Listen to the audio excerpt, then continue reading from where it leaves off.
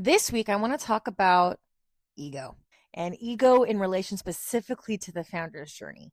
Or if you're an early employee of a startup where it's not really anything yet, but it's maybe about to become something. Boy, ego plays a very interesting role in that journey.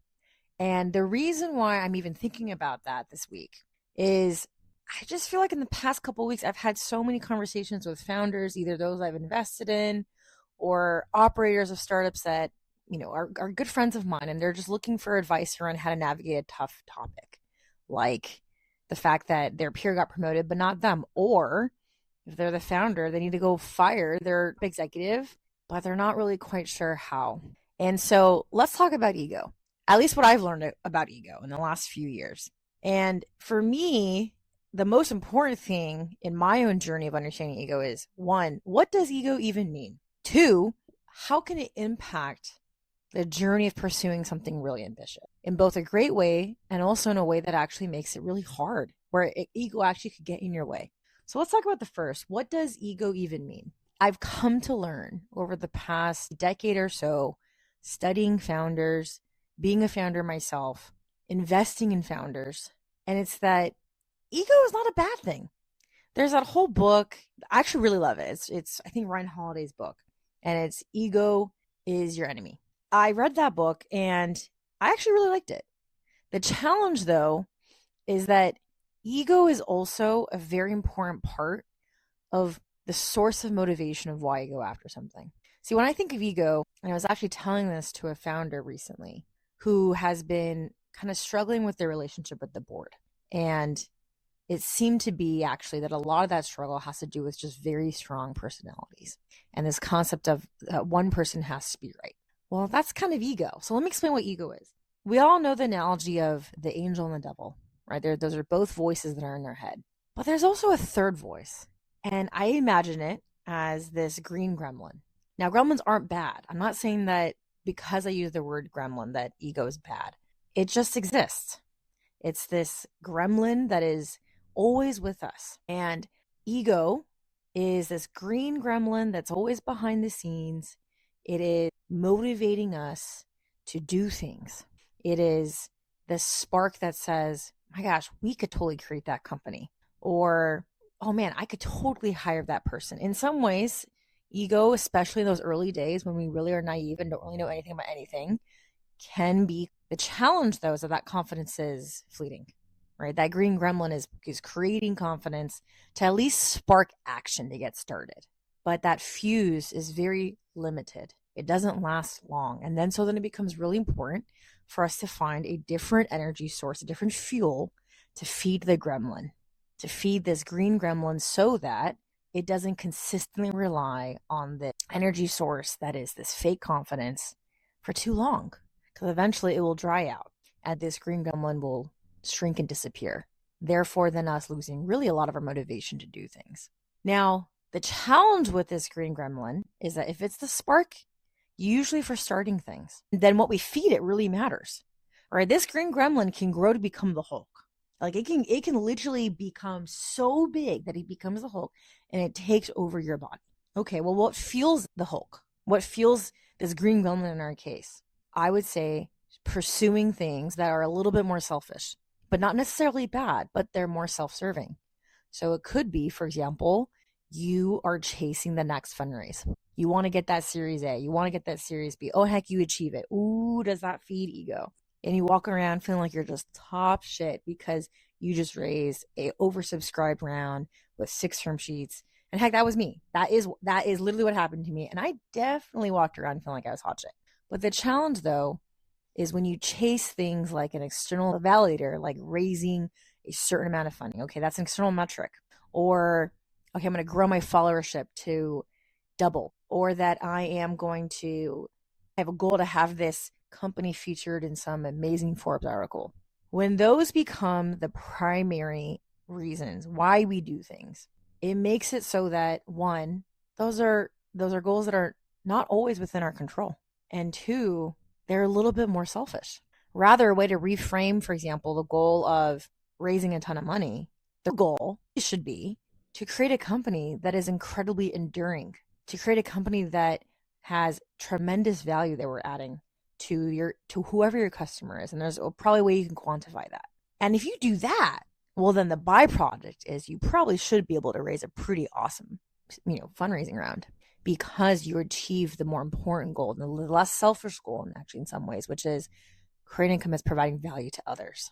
Maybe the reason is you want to get a title, you want to achieve a VP level.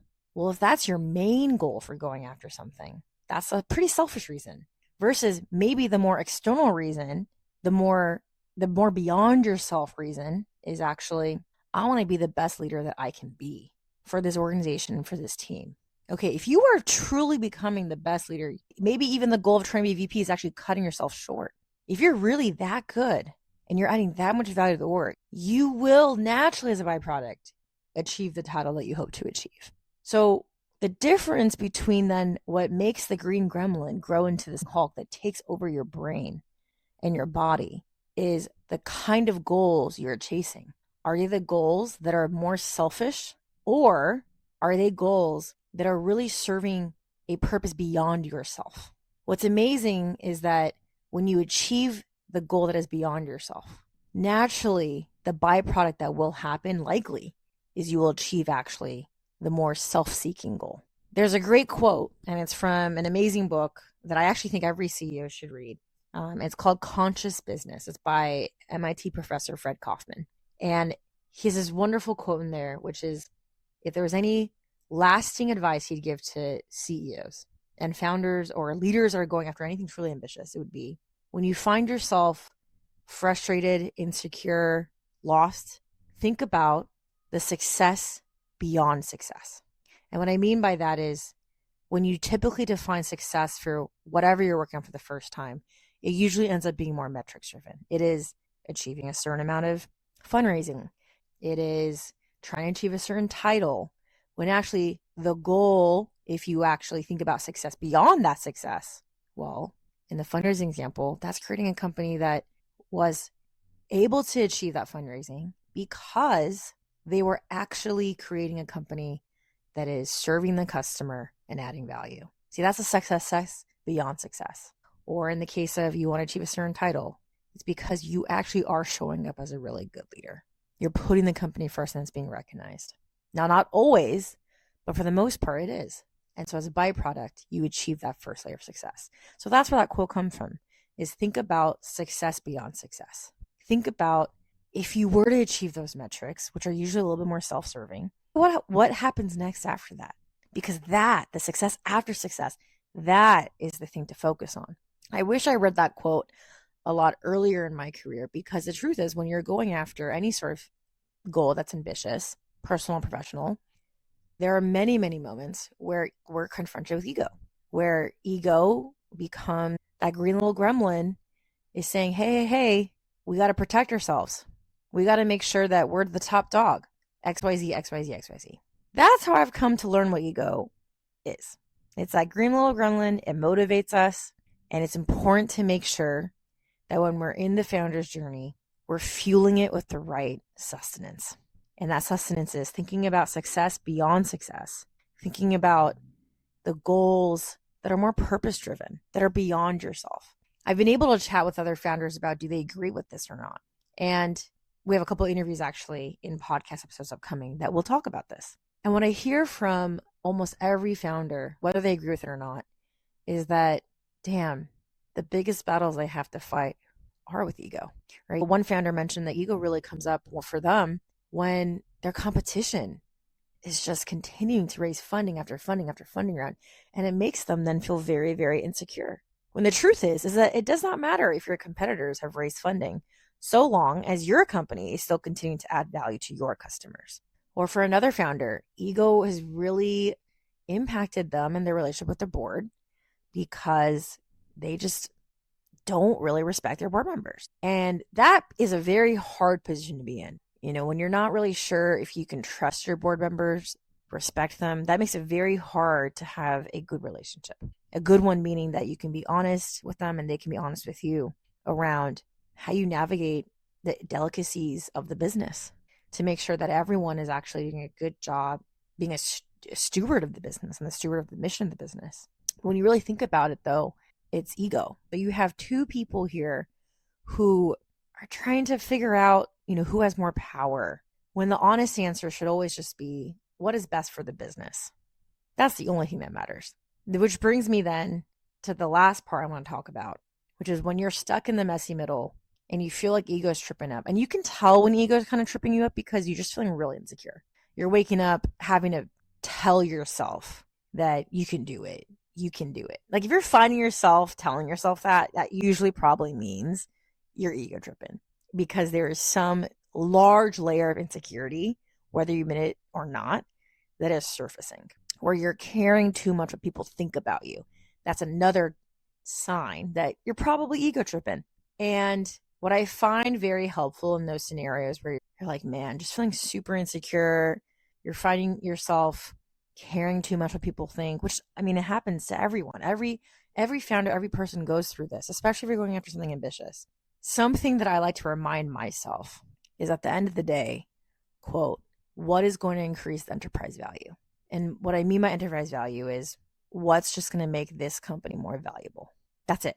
And I think about that a lot because at the end of the day, if we all desire financial freedom as a byproduct for pursuing and creating a mission and vision that's truly valuable to the world, well, then the only thing that matters actually is creating a company that's truly valuable. All you think about is like, who wants to be a VP at a company that's probably going to die versus maybe you're more of an individual contributor managing a smaller team, but at a company that's fucking thriving, that's like on its way to becoming the biggest company ever. It's all about enterprise value. Because in the latter scenario, worst case scenario, even if you manage a smaller team, my gosh, you're going to make shit tons of money. Not saying that's your goal, but that's a pretty awesome byproduct to have. And so for me, when I find myself feeling insecure, or I'm talking to founders and they're just feeling a little bit insecure, I like to think about asking them at the end of the day, what is going to increase the enterprise value of this business? An example of this actually when I was talking to a leader at a pretty large company now, around 500 employees, and he's not sure if he really needs to be, vying for the CTO position when he's been there as one of the first engineers from the very beginning and has been promoted consecutively year after year after year. And he's asking himself, the logical next step is to become the CTO of this business versus actually maybe stepping into more of an innovation role. He manages a smaller team, but it plays to his number one strength, which is technical creativity. Versus if you're a CTO, your number one strength better be leadership. Like your number one skill as a CTO really shouldn't be like technical creativity. It needs to be leadership so that every one of your engineers is empowered and is activated at the top of their level. Whereas if you're in an innovation role, it's slightly different. Your job actually is to be creatively, technically entrepreneurial within the organization. And I remember asking him, and at that point in time, there's also a CTO candidate they were thinking about. And I asked him, do you really want to be CTO? Is that activating your skill set to the highest power? And also, do you even want to grow in that way? Do you want to grow into the skill set that needs to be of one that is a CTO, which is a lot of team management? You need to be excited about your engineers and how they grow in their career over time. Like that needs to be almost more exciting to you than solving this really creative technical problem that's never been solved before by the org. Because if the latter is more exciting to you, well, then you should not be the CTO. Don't do work that isn't exciting to you. And one way when I was talking to him and I was reflecting on it is, what is going to increase the enterprise value of your business? It's going to be him in the innovation role. That's what's going to increase the enterprise value of the business. Because one, he's activating on his skill set. Two, you have a CTO candidate that actually is really good at the job that is required to take this company from X stage to next stage.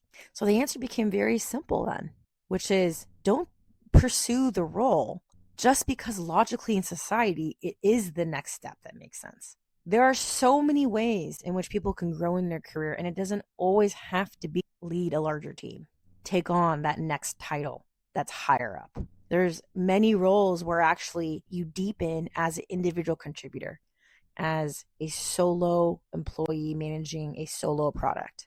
And you deepen in special expertise. It's called being a specialist. And at the right companies, when you look at their HR structuring, people who are specialists managing smaller teams, they actually get paid a shit ton more money than people managing bigger teams. You see that typically in well-run companies because they've created dual incentives for the employee that really does serve better at managing people versus in the kind of employee that serves better actually being a specialist, being a creative problem solver within the domain that they have expertise in.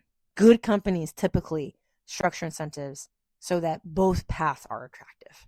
Because if you only create the path that's attractive, which is going up every level, every ladder, the management route, well, then you actually lose out on an important set of talent that is solving specialized, individualized projects that need to happen for the org.